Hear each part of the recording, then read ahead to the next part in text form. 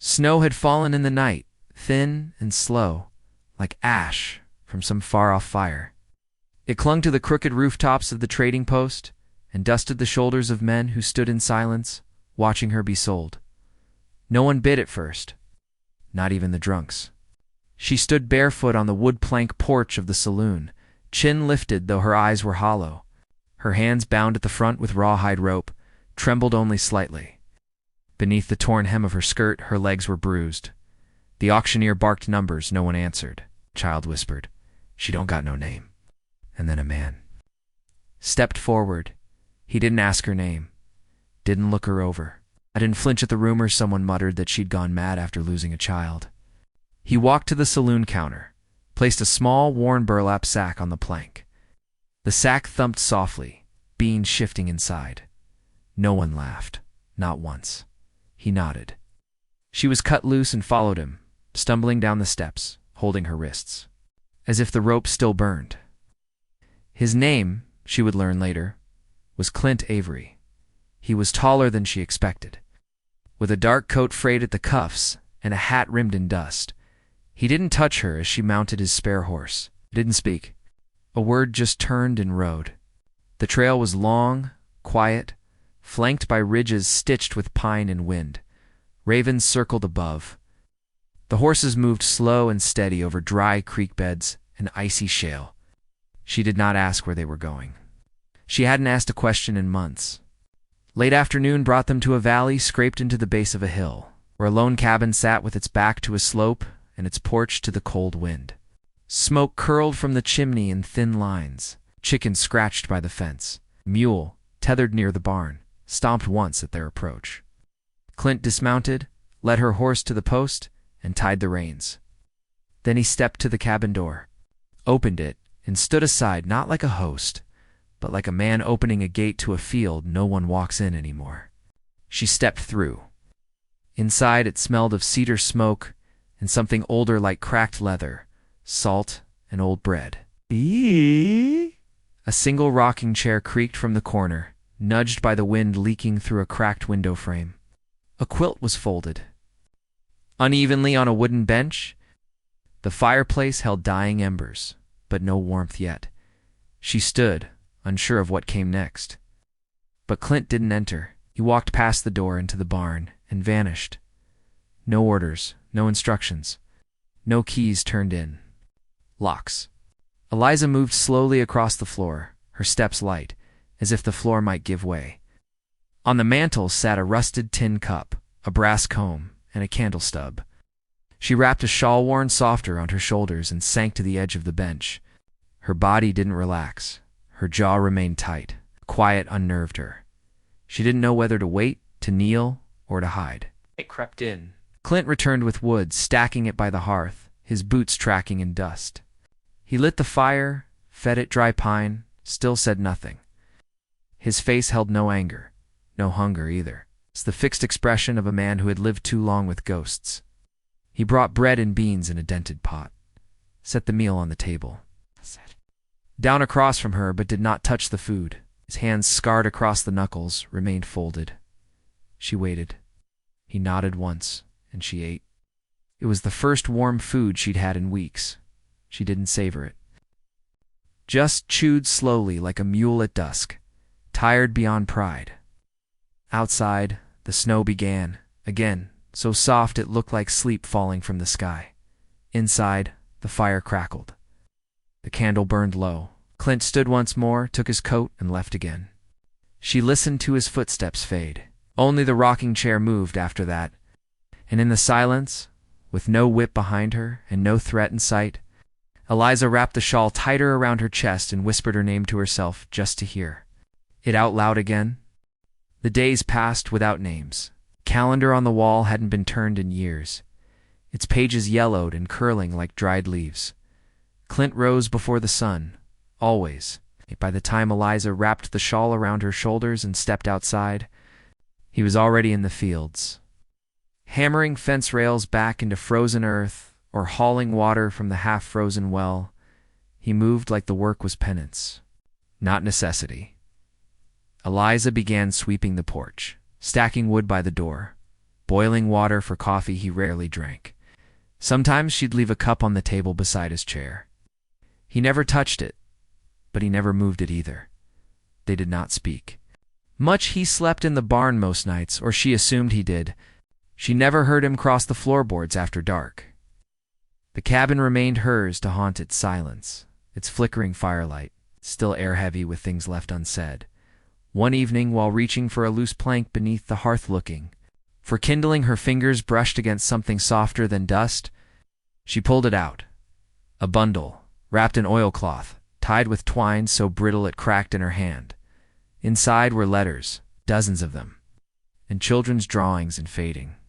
Crayon-wild scribbles of horses and cabins and what might have been a father holding a small hand. The letters weren't signed, but the ink was soft, feminine. The loops of the words, delicate. Some bore smudges like dried tears. Others had thumbprints where they'd been clutched too tight. One line repeated across several, "We miss you, but I understand why you had to leave." Eliza sat on the floor, the bundle in her lap, the shawl around her shoulders now slipping down her arms. Clint came in as the firelight dimmed.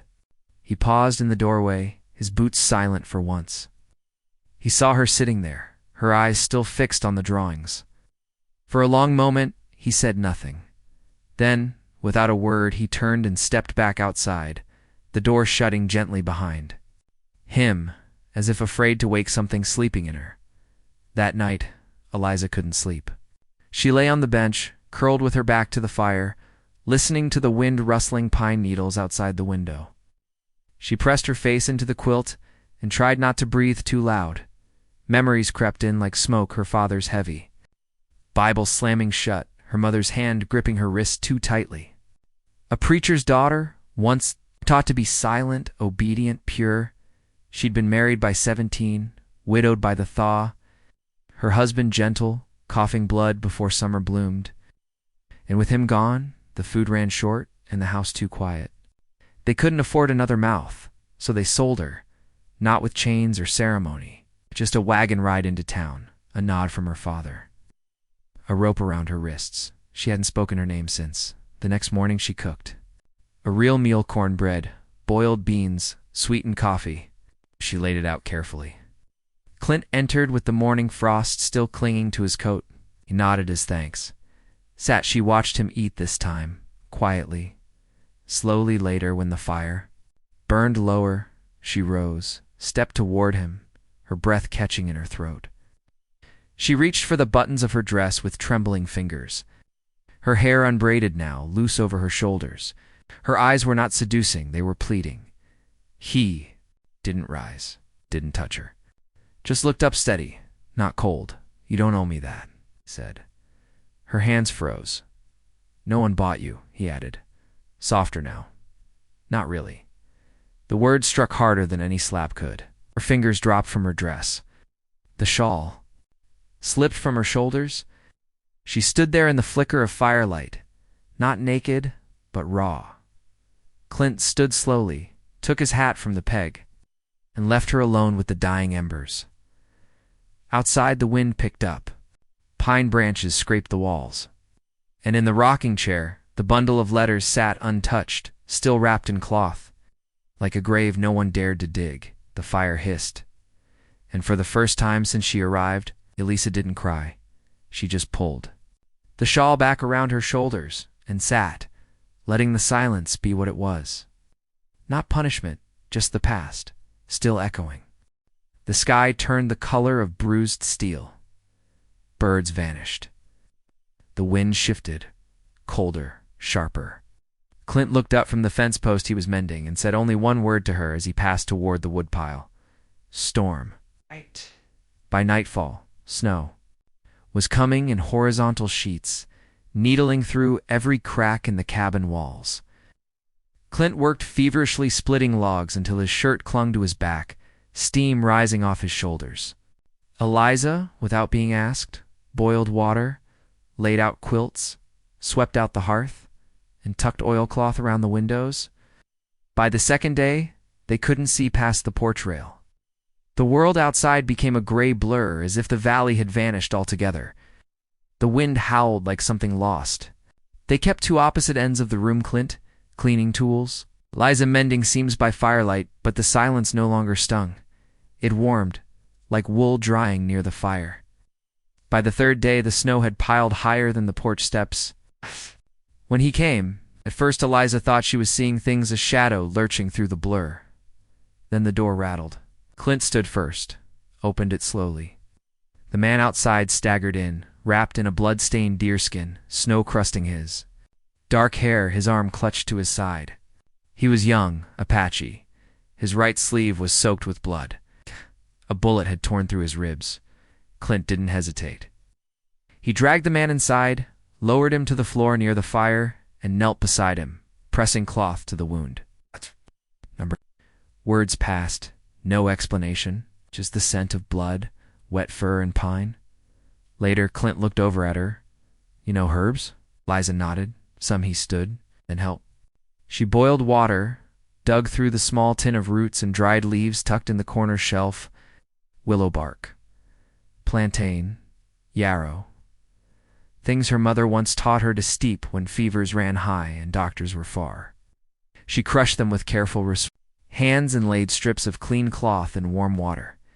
Clint sewed the wound with shaking fingers, and she packed the herbs in gently, bandaging tight.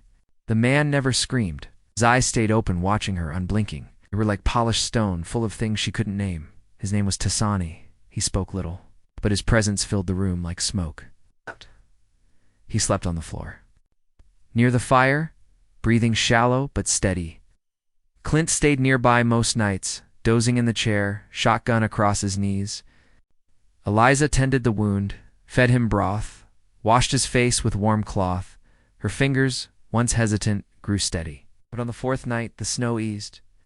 Tasani sat up, weak but lucid, and watched the flame for a long time.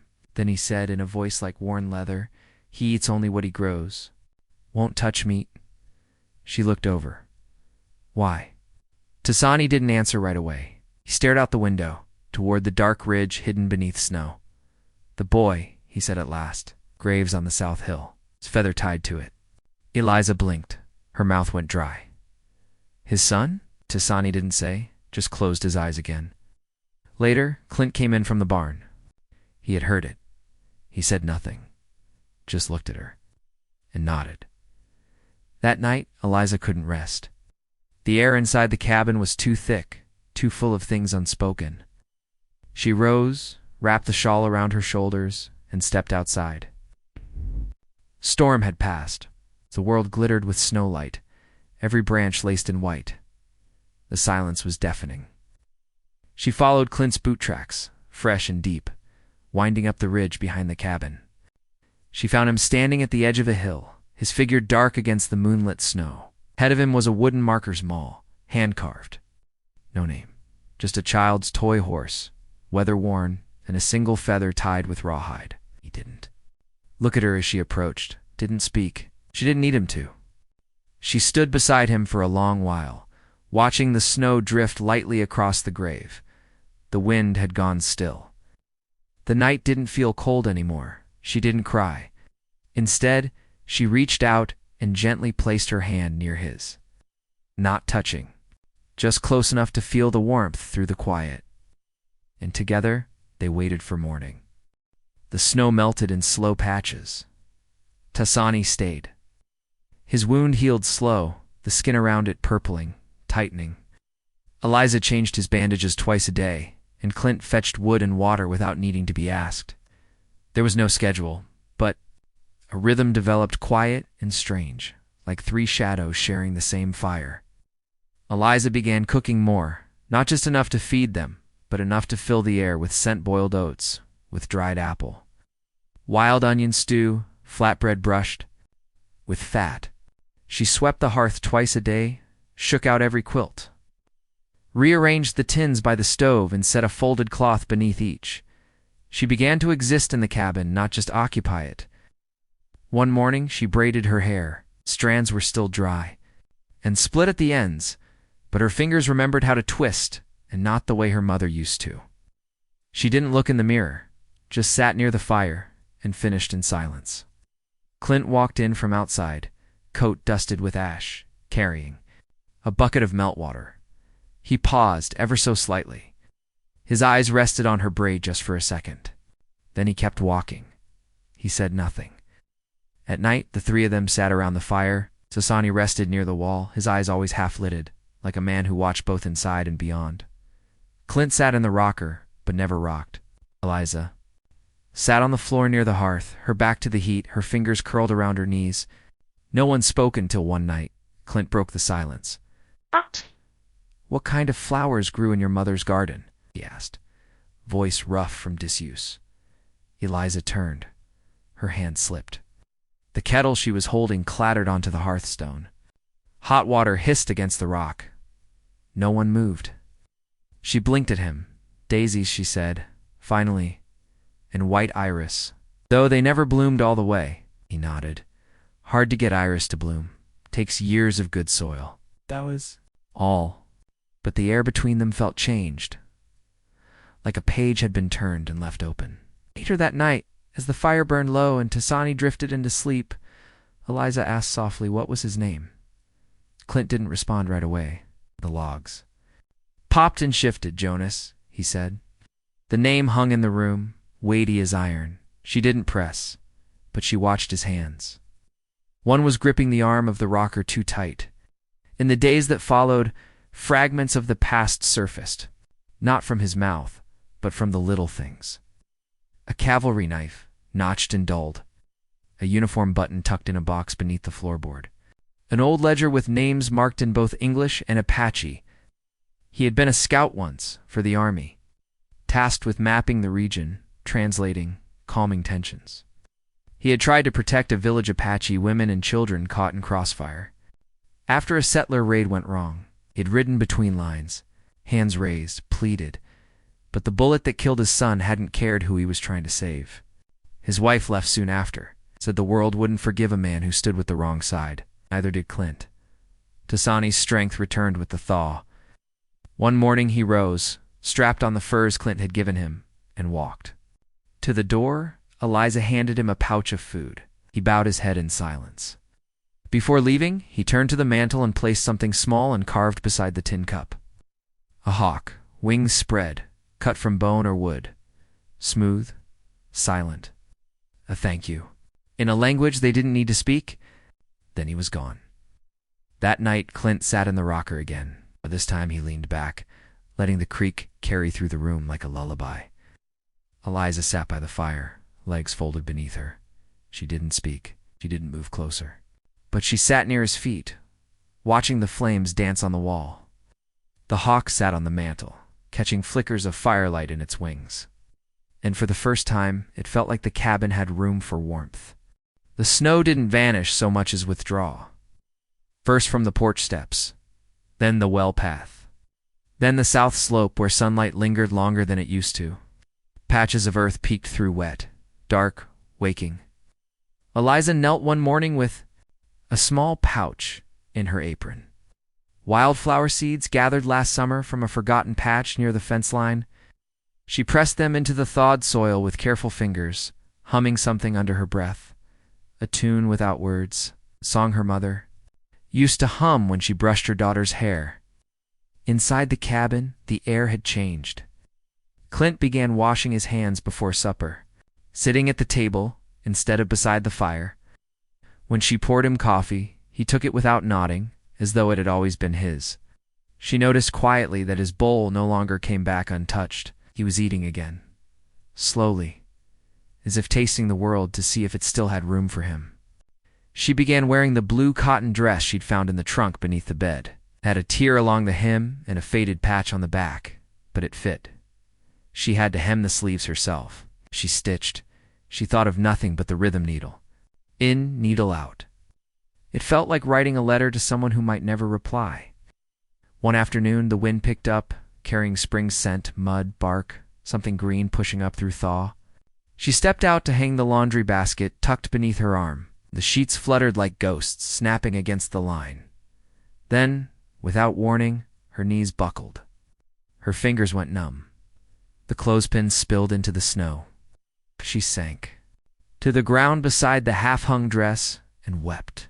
Not from fear, not even from pain, but from something heavier, a ache she didn't know how to name. Too much quiet, too much gentleness, too much kindness after so much cruelty.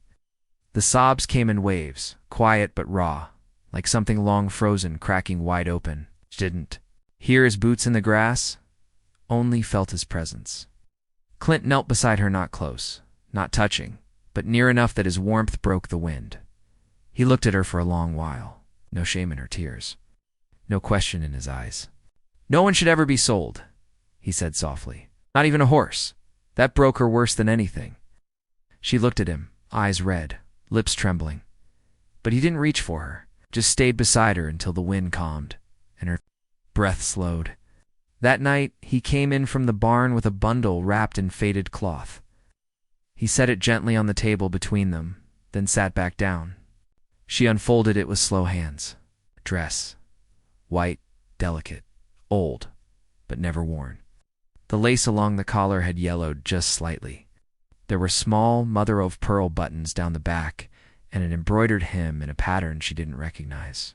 She didn't speak. She was supposed to wear it, he said finally. "My sister." Eliza ran her fingers along the fabric. "What happened?" "She ran off with a stagehand from Abilene," he said, without bitterness. Never looked back. She looked up at him, unsure. "Is this a proposal?" she asked. Clint leaned back in the chair. Firelight moved in the lines of his face. "No," he said. "Just figured you ought to have a choice this time." Her throat clenched. She couldn't speak. She reached out, not for him, but for the dress. Her fingers curled around the lace and held it against her chest. She wept not for the dress, but for the man who gave it without asking anything in return. The next morning, Clint hitched the wagon. He didn't say why, but Eliza knew. She had known since the moment he laid that dress on the table. Not a demand, not a gift, a chance, a choice. She wore her blue dress, the one she'd mended herself. He wore a clean shirt, his best coat, and the hat he rarely touched. They rode down into town as the clouds peeled back from the hills. The town hadn't changed.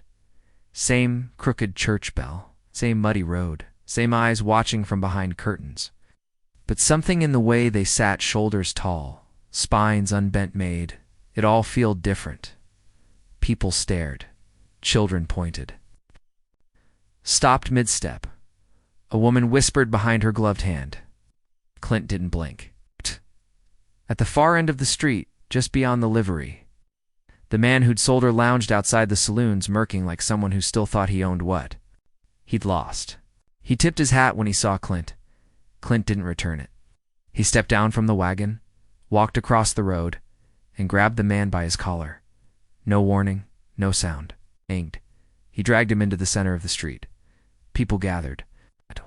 Doors opened. Clint dropped a sack of beans onto the dust between them. They spilled, dry and weightless. "That's what your word's worth," Clint said, calm, quiet, final. The man didn't respond. He just looked down at the beans and up at the silent crowd. Clint turned, walked back to the wagon, and climbed. In, they rode out without another glance. No one stopped them. Eliza didn't speak for a long while. The wind moved through the hills, carrying the scent of distant blooms and ash from old fires. She leaned against Clint. Her head found his shoulder without asking permission. He didn't flinch, didn't stiffen. He placed his hand gently over hers on the reins. The horse didn't speed up or slow. It just followed the road home. Time they reached the ranch, twilight stretched across the field. The sky turned lavender above the pines, and birds stirred low in the trees. Inside the cabin, the hearth was cold, but the air wasn't. Eliza unpacked the dress. She didn't tell him. She didn't need to. She slipped it on when the light was softest just before supper, while the wind teased the curtains, and the pine branches whispered something old and good. The lace felt like breath on her skin. The hem swept across her feet like a river, stood alone in the yard, bare. Toes in the dirt, and let the dress move around her like a hymn with no words, like a memory returned from nowhere. He watched from the porch. He didn't say a word. the hawk carving still perched above the mantel inside, guarding the room like a quiet witness. The tin cup sat beside it. The wildflowers she planted had started to bloom crooked and pale, but reaching upward anyway. No vows were spoken. No kiss was shown. But on the table, 2 mugs of coffee steamed beside each other in the morning light. And when the wind came gentle, forgiving her braid didn't unravel, danced.